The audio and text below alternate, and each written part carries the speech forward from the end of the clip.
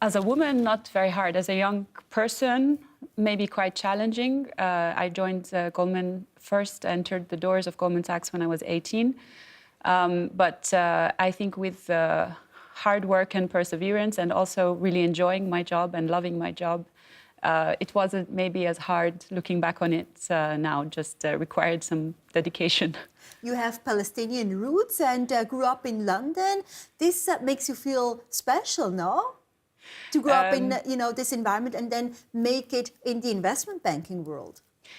Yes, I mean, I guess we never had super easy kind of background. So I guess also this helps, really working hard. And what was your driving force? My driving force? Did you always have a dream to make it big in the world of mainly male bankers? Yes, a kind of. I always wanted to succeed from a young age. My driving force maybe was being able to give opportunities to those who are less fortunate eventually. Is this your goal as well in your current role at Melonport?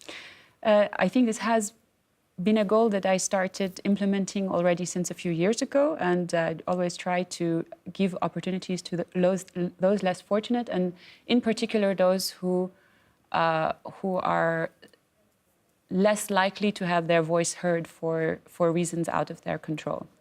Looking back at your career, you've made it into the list of 30 under 30 in Traders magazine, for example, in 2008 at the peak of the financial crisis, and also Forbes magazine. Not a bad achievement for a young lady.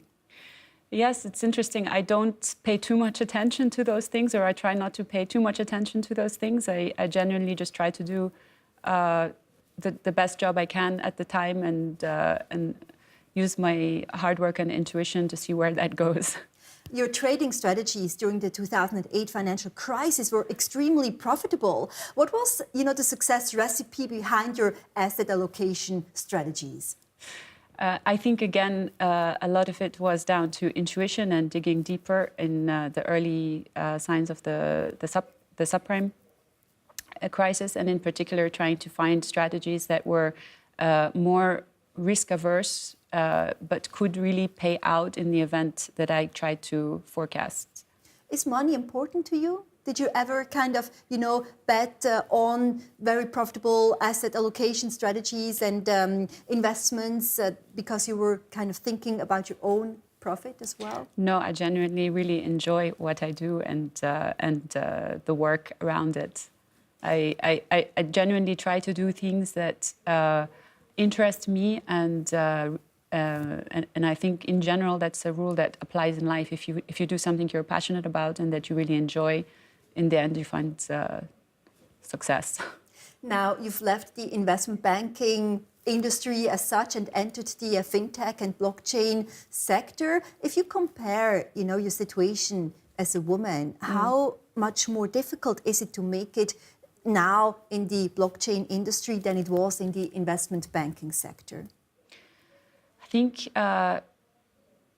in general, it's another male-dominated industry. Maybe I'm just naturally attracted to those industries, but Is it not easier because it's kind of a startup environment and you're also taken seriously as a male counterpart? Yes, in one respect, it's easier in that sense. In another respect, it's more difficult because it's entering an environment which is new, which is software development, which I had less experience in at the instance, and is also very male-dominated. But I think I've never really spent too much time thinking about,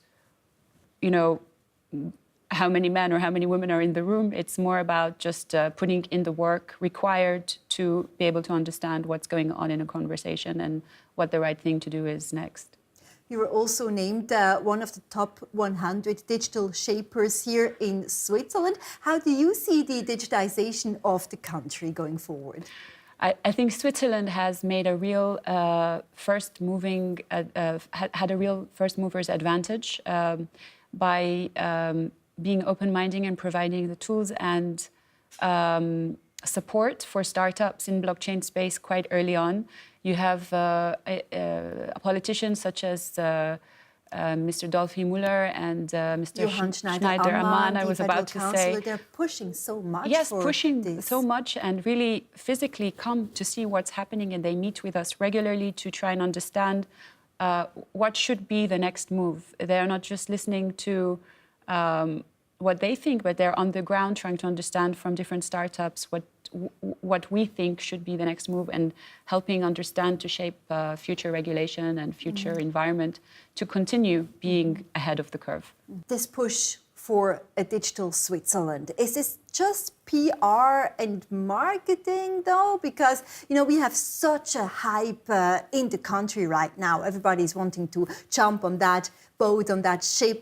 Do you think there is really such a, you know, real impact already? To a degree, there is always a bit of marketing involved, but I think Switzerland has done a fantastic job at staying ahead of the curve.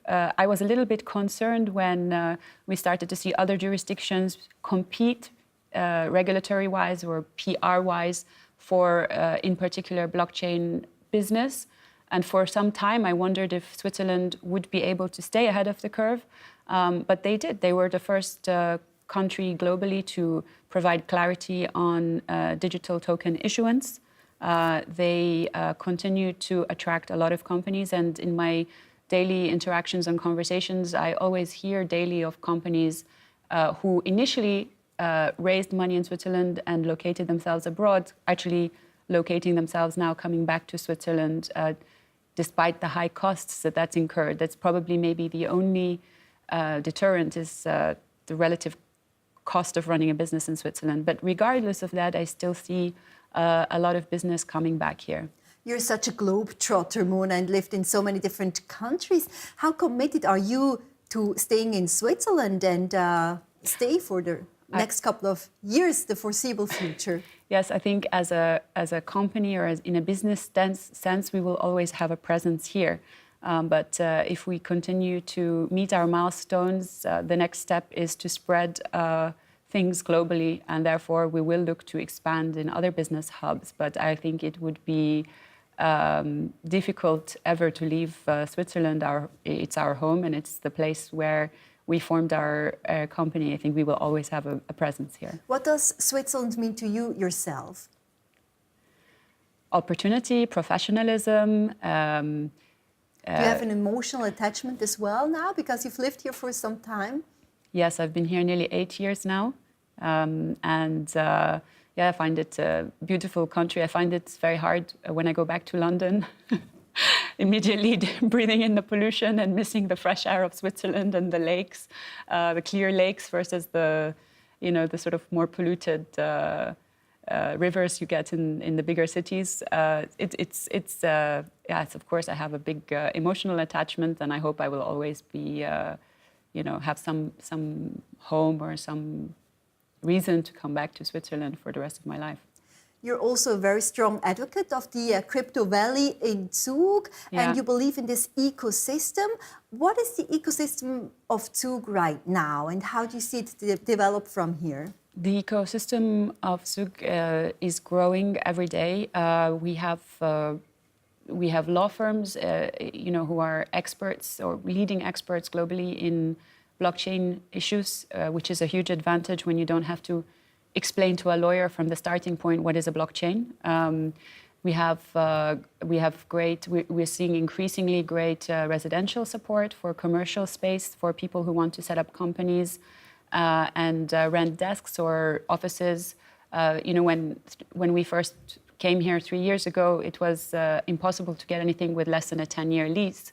Now you have short-term space available readily, whether it's CV Labs or Trust Square in Zurich. These are all projects which are really helping build the ecosystem and making it easy and cheaper and lowering the barriers to entry for startups who want to come to Switzerland. This opens new doors. How are you planning to grow Melonport from here in the next couple of years in terms of staff and also expansion in terms of offices maybe around the world? Well, actually, Melonport will reduce in scope and be split into 2 new companies. When is this going to happen? Sometime next year.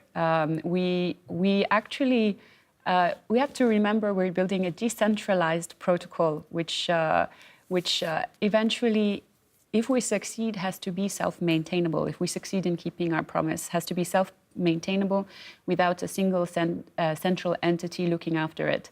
And one of the best ways to see if we succeed is to step away from it somewhat and take a smaller role in the maintenance of it and see if it can survive without one major entity looking after it. That's a big risk as well. You're such a big risk taker, no? We all have to take risk in startups. I think Reto Trinkler, my co-founder, and I have always taken risk from the beginning until now, but they're always risk-adjusted risks. I think the belief is that if we build something great, it will eventually succeed on its own. And if we don't, it will slowly die. But this is the nature of business and entrepreneurship in general. So what will be the name and the focus of your new company? Oh, this is far from being decided. The first focus of we have at hand right now is delivering our promise. And the promise is to be live and deployed on the main Ethereum net by early next year. When we succeed at doing that, then we'll start to look at the next opportunities and the next steps.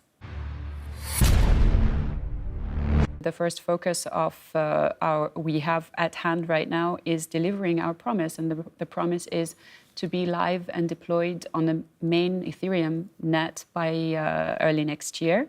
When we succeed at doing that, then we'll start to look at the next opportunities and the next steps. You founded Melonport with Reto Trinkler in 2016, is domiciled in Zug. If you take a look at the next 5 to 10 years, how do you see the crypto value of Zug and the city develop in terms of blockchain and crypto finance hub? I think we will have many more engineers. Was very hard to find talent at the beginning in the blockchain space. Now, more and more universities are taking an interest. More hackathons are spreading knowledge around how to think about blockchains, and we're getting a bigger and bigger pool of talent. In particular, also a lot of Swiss and universities like the University of Lucerne Applied Sciences and Art has been a big advocate of providing their space for hackathons. ETH has also been great at providing Reto Trinkler, for example, with a space to provide his hack lab every week. And I think, yes, if I had to guess, I would say the skill set will shift more and more towards developers. Because so far, most of the engineers have come from abroad, right? And now, are you optimistic that more talent can be sourced locally? Yes, we have quite a diverse team. We have Swiss employees and also some European. But also one challenge we had until now is that we didn't have the luxury to only look at the European market because the talent was so scarce. I would think going forward, yes, it would be much easier to source within Europe and Switzerland. And what kind of talents are you looking for? What kind of skill set is needed? We look for adaptability, people who can learn fast because the space is moving very, very at a very fast pace. We look for open-mindedness. We look for excellence in terms of quality of work. Do you get a lot of applications for new jobs that you post on your website? And also being a good team player. Yes, we get a lot of applications. The most interesting ones are the ones that come genuinely from people who have been following our project for a while and looked into it and taught themselves new things about the project and applied from a place of passion. Now, in February, you launched a new project, which is basically moving from testing fake money into real blockchain money and systems. Tell me more about that. Yes, until now, Melonport has been building a protocol for digital asset management, so a software that allows you to set up, create, and write the rules of your investment fund in code, and those codes are enforced by the blockchain. Until February this year, we only operated on a test environment with fake money, so this is referred to as the testnet blockchain. In February, for the first time, we deployed a fund to the mainnet. And it was successfully there for almost 4 weeks. And we plan to have several other experiments to that extent this year, where we phase in layers of governance of our protocol. And this approach, I hope, encourages people to, or reminds people that this is still a very new technology. So in practical life, right? How can you use this technology? Is it more for the asset management industry or even for an average Swiss person? I think initially it's for any individual or company who's looking to experiment with managing crypto assets on blockchain, not in a traditional asset, because a traditional infrastructure incurs very high barriers to entry, and it was designed for traditional assets. When you're managing crypto assets, you have to take into account a whole new set of considerations. For example, this law of needing to have a custodian. Every hedge fund in the world needs to have a custodian by law.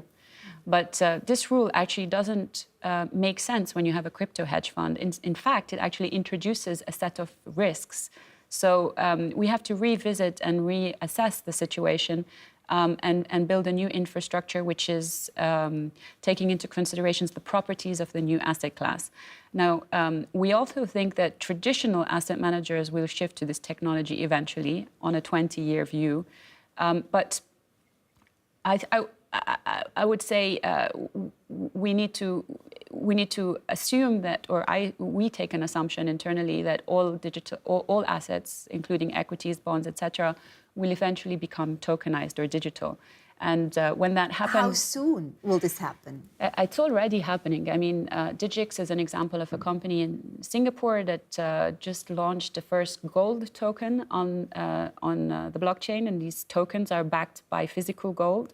The issue is the regulatory environment around issuing traditional assets on-chain is much more severe right now, and you have to jump through many more hoops when you're talking about an $80 trillion industry. And this brings us to the topic of regulation. You previously mentioned that we need more regulation for this industry. What exactly do we need?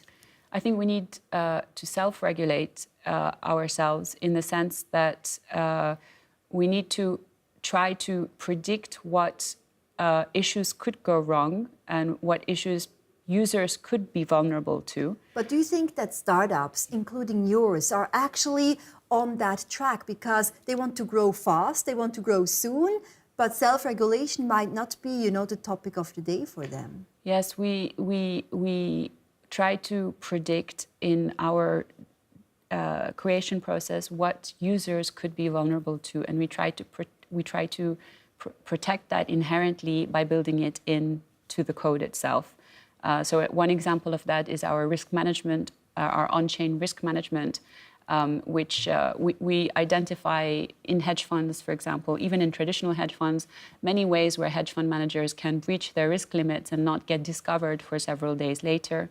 Or completely investors have no idea that they're breaching what they promised. Whereas in smart contract code, you're able to code in these rules and transparently show them to investors, making it almost, actually physically impossible, assuming there's no issue with the code itself, to breach these limits. So you get more transparency, you get more security, and the end user has no reason to doubt that something negative could happen. The bigger question is, have we considered all the options? And time will tell. This is going to be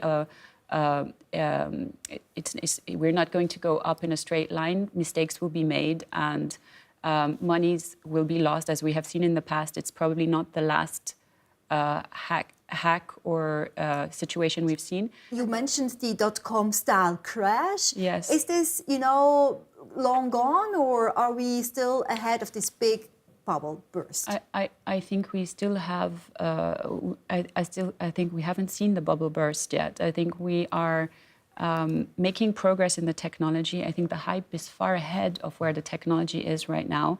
I'm not sure how long that will be for. 1 year, 2 years, 3. Will they ever meet in the middle, or do you think that this big gap is going to widen even further?